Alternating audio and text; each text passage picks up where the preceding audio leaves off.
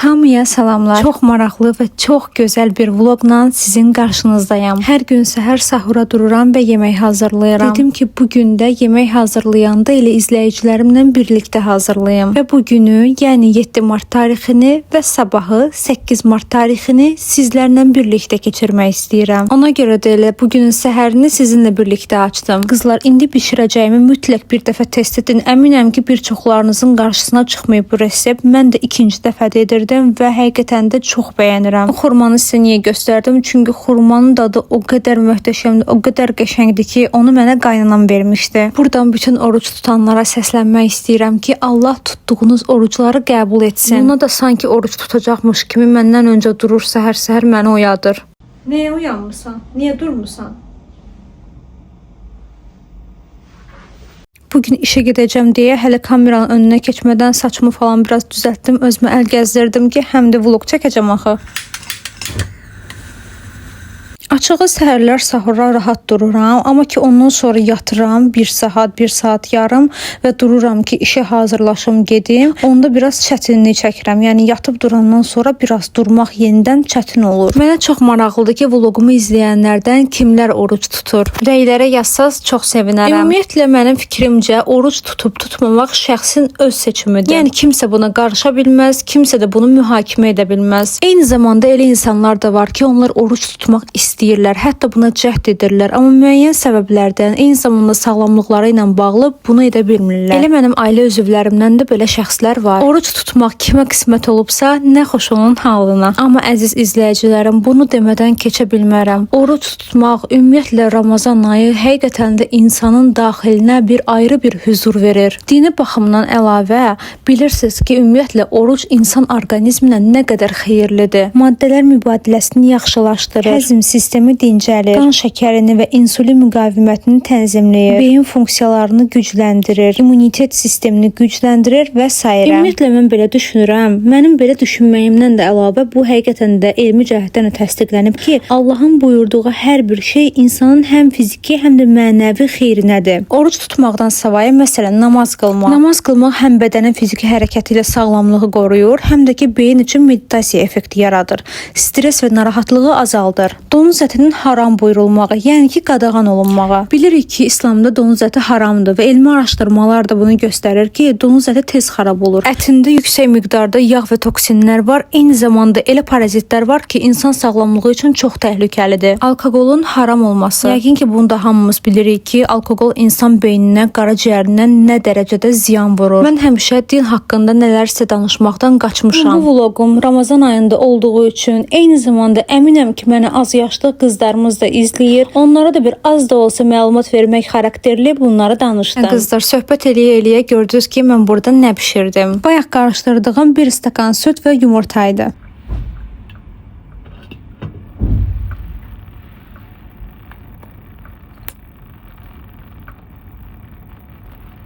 İndi sahurumu edib daha sonra da hazırlaşıb işe gedəcəm.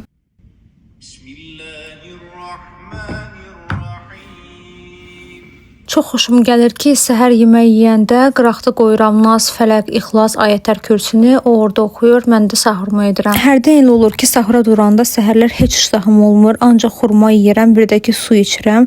Çalışıram ki, ən azından pendir çörək yeyim ki, gün ərzində çünki ac qalacam. Əgər sahur, iftar yeməkləri ilə bağlı hər hansı bir tövsiyələriniz varsa, rəy bölməsində onları görsəm çox sevinərəm. Normalda mən sahurumu eləyəndən sonra bayaq da sizə dedim ki, 1 saat, 1 saat yarımlıq vaxtım olur ki, mən yatıram. Amma bugün vlog çəkdim, bilmirəm. Nəyəsə görə heç yuxum gəlmədi. Dedim ki, girim Temuya özümə bir-iki şey sifariş edim. Qızlar, 4 dənə çanta aldım. 4 dənə və bu qırmızını götürmüşəm. Bunun qara rəngi də var, amma qırmızısı çox qəşəng görsəndi gözümə. Bunun qəhvəyi rəngi üçün ürəyim getdi. Qızlar, mən həmişə nə alıramsa mütləq şəkildə onun rəylərinə baxıram. Baxın, bu almaq istədiyim və aldığım, yəni sifariş elədiyim o qəhvəyi rəngində olan çantanın real görünüşüdür. Bir dənə də qara rəngində qəşəng balaca bir çanta istəyirəm. düşünürəm, həm gündəlik taxa bilim onu, həm də ki iş aparım. Bu çantanın da rənglərinə baxdım. Burada da yazıb ki, çox gözəl çantadır. Bu qiymətə görə keyfiyyəti də əladır. Amma ki qızlar, mən bunu götürmədim, başqasını götürdüm. Ümumilikdə qızlar endirim də var idi. 43 manat 54 qəpik xərclədim mən bu 4 çantaya. Həqiqətən də o qədər sevinirəm ki, bu qiymətə bu qəşəng çantaları aldığıma görə. İkisini bildiniz hansını götürmüşəm, amma ikisini sizə göstərmədim ki, daha da maraqlı olsun. Gələn vloqlarda açıb göstərəcəm. İnşallah ki tezliklə gəlsin. Hə qızlar, mən gəldim, çatdım işə. 7 mart 5-ci günə düşdüyünə görə, 8 mart da şənbə gününə düşəcəyinə görə şirkətimiz xanımları 7 mart tarixində, yəni bu gün tarixində təbrik etdi. Ona görə də bütün xanımlarımız belə cıvıl-cıvıl qəşəng geyinmişdik, getmişdik işə. Ona görə deyirəm ki, Temunun pencəkləri ürəkdir, ürək çox qəşəngdir. Hamı bayaqdan pencəyimi tərifləyir. Şirkətimizdə çox incə düşüncəli hədiyyələr etmişdilər. Səhər gəldim ki, stolumuzun, yəni bütün xanımların stolunun üstü belə ləçəklərlə bəzənib, bir də çox şirin, çox qəşəng yazılı açıqca qoyulub. Düşünürəm ki, bir diqqət, yəni kiçik bir hədiyyə belə qadını həqiqətən xoşbəxt edə bilər. İstədim sizə açıqcana göstərim. Baxın, bu tərəfinə belə bir güzgü qoyulub və yazılıb ki, sən çox gözəlsən. Məncə xanımlar hər şeyin ən gözəlinə layiqdir. Xüsusən də mənim izləyicilərim. Amma yox, xüsusən də mənim abunələrim. Elə yeri gəlmişkən abunə olmayanlar, xahiş edirəm aşağıdan abunə ol düyməsinə basıb mənə abunə olasınız. Bol-bol komplimentlər aldığım bir günün sonunda işdən çıxdım və yoldaşımla görüşdüm. Bayaqdan bir şey axtarır ki, üstündə otursun. Mən bir şey qoymuşdum ora. Oturmaq istəyirdi də. Oturdu daha doğrusu. Prosta mənə lazım idi, götürdüm. İndi deyirəm ki, bir şeylər xoşlayırlar, belə kağıdın zadının üstündə otursunlar. Görək oturacaq, problemi odur ya yox. İndi biz bunu test eləyək. Ümumiyyətlə ya mən, ya yoldaşım, ya da elə ikimiz bir yerdə harda otururuqsa, hara gediriksə, orada nə it bir şey var, həmişə bizim yanımızda toplaşır. Gördünüz? Oturdu. Yəni pişiklər xoşlayırlar da nəyin üstündə. Ya o boyda yer var bax. Şəhərdə oturacaq, bu kediyə yer olacaq, çox böyük yerlər var. Amma bu gəlir belə mini-minnak belə şeylərin üstündə oturuyor. Sən çox şirin bir kedisin. Axşam işdən sonra yoldaşımla iftar elədik. İndi gedirik evə. Daha sonra isə 8 mart günü görüşərik. Qızlar, siz bir dənə mənim bu lookuma baxın. Da sadə bir dənə şey giymişəm, vadalaska. Altdan da bu Temu'dan aldığım şalvarı giymişim. Arkadaki sumkalara çox fikir verməyin. Baxın, çox qəşəngdir. Çox qəşəng görsənir də rəng uyumu. Bunda linkini sizə bunu göstərim. Yoldaşımın bu üstündəki nə deyirlər buna, jaketdir, nədir bu bilmirəm də. Üst belə gödəkçə kimi bir şeydir. Çox qalındır. Ha bu yazılı burada. Mən dedim nədir o. Ha bunu da Temu'dan almışdım. Çox qəşəngdir. Baxın belə. Bunu da linkini qoyacağım. Familin biraz işi var idi, məndən aralandı. Ona görə mən də gəldim marketə. Alınası bir-iki şey var idi. Dedim onları deli yol üstü götürüm. Famillə mən həmişə ayrı-ayrı diş pastaları istifadə edirik. Mənim dişim çox həssas olduğuna görə həssas dişlər üçün olanı seçirəm, amma o biraz belə adi şeylərdə istifadə edə bilir. Əlimdə biraz qəribə tutmuşam. Elə bir biri böyük, bir balaca kimi görünür. Amma əslində bunların ikisi də eyni şeydir. Sadəcə olaraq birində üstü belə parıltılıdır, birində matdır, parıltısızdır və qiymətlərində də demək olar ki 2 manata yaxın fərq var. Atalar demiş, ucuz ətin şorbası olmaz misalından gedib mən də bahalısını götürdüm. Bir ara Marvisə dadanmışdım. Onun da qiyməti maşallah olsun 19 manatdır, 20 manatdır, nə qədərdir, belə bir şeydir. Düzdür, özüm istifadə edirəm. Özüm istifadə elədiyimə görə də çox gedir. Amma nə qədər də olmasa mən həmişə düşünürəm ki, bir şeyin daha ekonomi varsa niyə görə də mən çox bahalısını alım. Baxın görün marketdən nə tapdım. Mən məktəbdə oxuyanda hamı bir-birinə 8 martda, ya nə bilim başqa bayramlarda belə bu fincandan hədiyyə eləyirdi. Lap o vaxtlar yadıma düşdü. Fikir verdisə yoldaşım yanımdadır hələ ki, amma ki mən kassaya gedəndə yoldaşım yanımda olmayacaq. Onu niyə görə deyirəm, indi birazdan görəcəksiniz. Instagramda bir video gördüm qızlar. Bir xanım Rafaello kimi bir şirniyyat hazırlayır. Hazırlanması çox asandır, dəhşətli dərəcədə asandır və bişirməyə ehtiyac yoxdur. Ona görə də indi o məhsullarını alıram, amma ki bu vloqda yox, növbəti vloqların birində hazırlayıb sizə də göstərəcəm. Mən buradakı qaymaqların demək olar ki, hamısını yemişəm, dadmışam, amma yenə də bundan xoşum gəlir. Bəs siz hansı məsləhət görürsüz? Hansı sizcə daha yaxşıdır? Marketdən çıxdıq, getdik Zoo mağazinə. Luna'nın qumu qurtarmışdı, qumunu aldıq. Daha sonra yemi qurtarmışdı, yemini aldıq. Belə Luna üçün də bazarlıq elədik, gəldik evə. Video çəkilib baxmır nədir. Ozio kartın bilirsən ki, özü dünən özdə oldu ki, Ozio ilə alır o endirimlər. Baxdınız görün ki, endirimdə də aldı. Kartsız zahtsız aldı. Bir kəlmə demiş, Famil gəlsən Ozio kartı Nə qədər ziyana düşdüm? Önəm bu diş basası 6 manat nə qədər? 4 manata düşmüşdü. Niyə indi bilmədim də başım çıxmır elə şeydən mən. Onu mənə bazarlığa göndərmə. Diş başlıq eləyib gedir özü ki.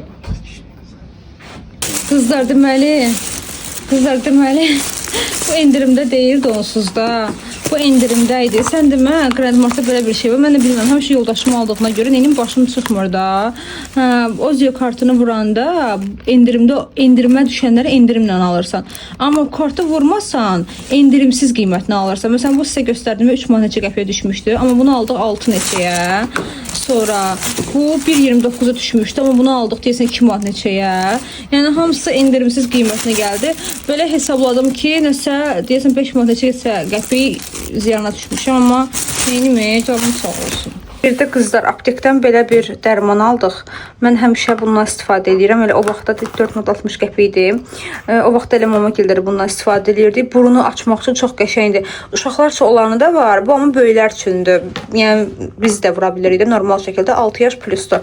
Amma bunun uşaqlar üçün olanı da olur. Qızlar belə hədiyyələr yığmışam. Burada nənəm üçün, öz mamam üçün, bir də ki qaynanam üçün hədiyyələr var. Bunları qəşəng-qəşəng qoymuşam belə. Birazdan gedəcəyik restorana. Mamalarla görüş üçün 8 mart lookum belədir. Sadə ağ köynək giymişəm. Bir də belə şalvar giymişəm. Cins şalvar da tünd rəngdə. Məncə çox qəşəngdir. Sadə, çox sadə. Özünüz görürsünüz. Mənim maksimum make-upım bundan ibarət olur. Bilmirəm indi videodan, işıqlardan dolayı necə görünür. Amma BB kremdir, bronzordur, sonra ənlidir. Bu nədir? Rimyanadır. Dodağımı da ancaq nəmləndirici, başqa heç nə. Gözümdə də heç nə yoxdur. Mən həmişə bu hissəmə vurduğumdan biraz bu tərəflərdə də vururam. Ondan fresh, çox qəşəng görüntü olur. Belə gözümdə də zaten kipriyi var. Ona görə tuşa çox vurmuram. Yatmışdım. Biraz olar durmuşam, biraz yoxluyam ona görə. Hə. Belə üst geyimimi də geyim, gedirik. Yeməkdən sonra gəzəcəyik deyə krasovka geyinəcəm, rahat bir şəkildə olum, rahat gəzə bilim. Belə bir ağ sumkamı götürdüm. Bu sumkama ürəyim gedib. Yəni çox rahatdır. Belə sumka. Üstümə bu gödəkçəmi geyindim. Bunu inanırsınız, mən bu qış 2 il olacaq. Bu 2025-in qışında 2 il olacaq ki almışam, amma 2 dəfə geymişəm cəmisi. Çünki XS ölçü olmağına baxmayaraq buna baxan elə bir ki atamın kimi görsən. Amma bu XS ölçüdə, nə bilim, bəyənirəm, amma hər zaman geyinə bilmirəm. Belə, öptüm sizi. Yoldaşım gelib Naxçıvanlıdır. Elə bunu bilə-bilə qoyublar. Bəlkə də yoldaşım qoydurub bunu. Şübhələndim. Naxçıvanın təbii sərvətləri. Özümə burada şey hazırlamışam. Tripod kimi bir şey. Tripodum yadımdan çıxdı. Bu bura qoyacağım telefonu, çəksin məni. Görüm necə düşəcək.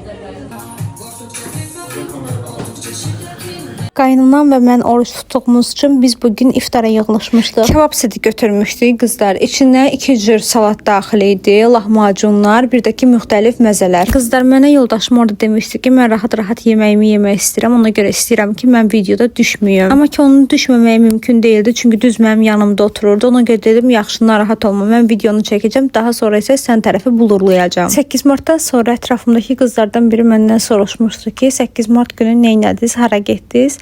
Mən dedim ki, qaynanamla anamı götürdük və getdik restoranda qeyd etdik. Və mənə sual gəldi ki, siz bu günü baş-başa keçirmədiniz? Mən dedim ki, yox, çünki bu mənim istəyim idi. Həqiqətən də mənə görə qızlar, 8 mart günü birinci təbrik edilməli olan insan bizim o zəhmətkeş analarımızdır. Onlar sevinəndə, onlar xoşbəxt olanda biz də xoşbəxt oluruq. Mən bayramlara, ad günlərə önəm verirəm təbii ki, amma çox şükürlər olsun ki, Famil elə bir abu hava, elə bir həyat yaradıb mənim üçün ki, mənim üçün hər gün bayramdır. Yəni mən hədiyyə qəbul etmək üçün və yaxud da restorana getmək üçün xüsusi bir bayram gününü gözləmirəm. Hədiyyə demişkən 14 fevralda bir-iki xanım mənə Instagramdan yazmışdı ki, sizə nə hədiyyə elədilər, yoldaşınız sizə nə alıb? Qızlar, mən sevgili vaxtından, ta nişanlı vaxtı olsun, nə bilim, indi də evlilik zamanında yoldaşımın mənə elədiyi heç bir hədiyyəni heç kəsə də göstərməmişəm. Yəni göstərməmək o demək deyil ki, mənə hədiyyə alınmır. Hələ sevgili vaxtı Famil iş yerimə cürbəcür hədiyyələr göndərirdi. Mən də çəkirdim ondan şəklini, saxlayırdım. İş yoldaşlarım qızlar da görürdülər, mənə sual verirdilər ki, ay qız niyə paylaşmırsan? Biz olsaydıq 50 dənə status paylaşmışdıq. Hətta olurdu ki, mənə gələn hədiyyə ilə şəkil çəkdirib öz statuslarına qoyurdular. Hər kəsin özünə görə doğruları var. Mənim üçün doğru olan şeylərdən biri də odur ki, insan çox xoşbəxt olanda onu başqaları ilə paylaşmaqdan çəkinir. Həm də bir şey də var ki, mən istəmirəm ki, hansısa bir xanım yoldaşımın mənə aldığı hədiyyəyə baxsın və pis olsun. Həmişə öz düşüncələrimi bölüşəndə bunu deyirəm ki,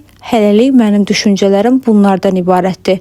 Bilmirəm, gələcəkdə düşüncələrim dəyişəcək ya yox. Bir izləyicim çox maraqlı bir sual verib, istəyirəm onu bura yerləşdirim, ona da cavab verim. Əvvəla xanıma belə maraqlı sualına görə təşəkkür edirəm. Baxın, fikirlərimi sizə belə ifadə edim. Sevgi evliliyi deyəndə həmin münasibətin mərkəzində duyğulara əsaslanan emosional bir bağlılıq durur. Təbii ki, bu münasibət elə bu baxımdan daha mənalı, daha maraqlı və daha sevgi dolu ola bilər. Lakin yalnız sevgi ilə evlilik qurmaq bəzən gələcəkdə problemlərə səbəb ola bilər. Çünki real həyat təkcə romantik hisslər üzərində qurulmur. Məntiq evliliyi isə daha çox uyğunluğa, ortaq dəyərlərə, həyat tərzinə və məqsədlərə əsaslanır. Mənim fikrimcə bu tip evliliklər daha stabil və uzun müddətli ola bilər. Çünki partnyorlar bir-birini tamamlayır və eyni istiqamətdə baxan insanlar olur. Amma əgər bu münasibətdə sevgi və emosional bağlılıq kifayət qədər olmursa, münasibət zamanla soyuyub monoton bir hala gələ bilər. Mənə görə ən ideal evlilik sevgi və məntiqin balansının qorunduğu evlilikdir. Və mən düşünürəm ki, bizim evliliyimiz də bu 50-nin 50-yə nisbəti üzərində qurulub. Bilirsiniz ki, hər mövzuda sizin də fikirlərinizi öyrənmək istəyirəm. Çünki həqiqətən də mənim üçün öz izləyicilərimin fikirləri çox önəmlidir. Evli olan xanımlardan siz necə evlilik qurmusunuz? Sevgi evliliyi, məntiq, yoxsa hər ikisi birində? Və yaxud da evlənsəydiniz necə evliliyiniz olardı? Qızlar, evə gəldim, dedim yadıma düşmüşkən sizə Temudan aldığım bu saça aid olan məhsulları göstərim.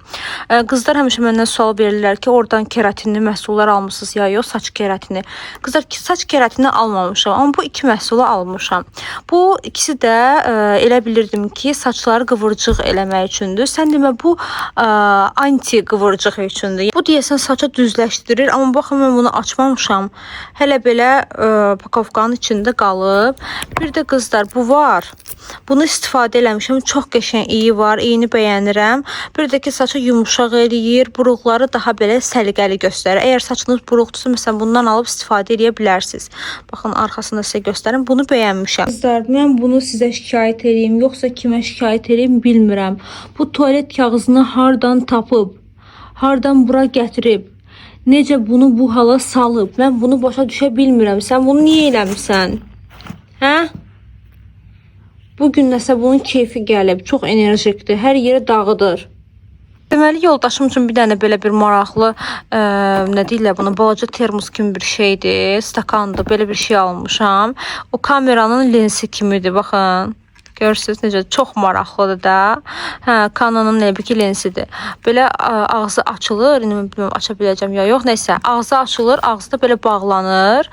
Harasa gedəndə eləyəndə çox maraqlıdır. Üstündə şeylə on-off düyməsi də var. Hə, harasa gedəndə eləyəndə maşında rahat qoya bilərsiniz və yaxud da elə əlində də belə daşıya bilər. Məncə çox qəşəngdir. Hədiyyəlik də məncə gedər. Mənə hər yerdə güdür.